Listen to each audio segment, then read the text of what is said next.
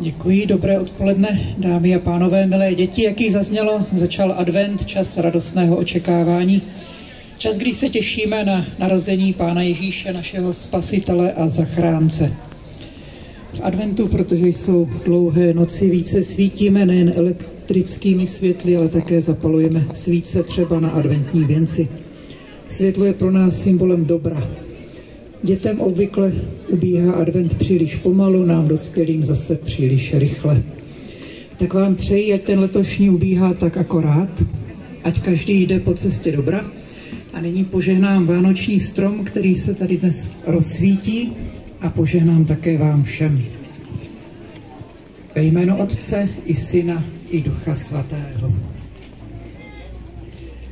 Bože Otče, blíží se slavnost narození tvého Syna, kterého jsi poslal na svět jako světlo.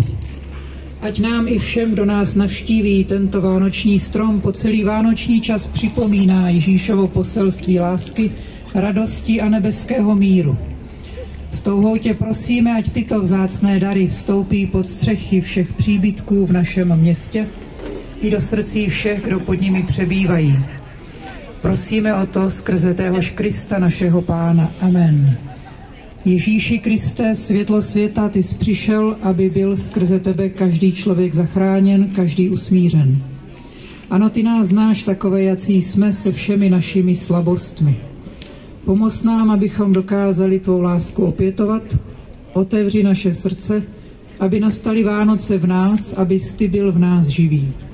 Daruj nám hlubokou radost z tvého narození a dej, abychom žili v jistotě, že nás nikdy neopouštíš. Požehnej vás, všemohoucí Bůh, Otec i Syn i Duch Svatý. Amen. Přeji vám všem požehnaný advent a krásné dnešní odpoledne.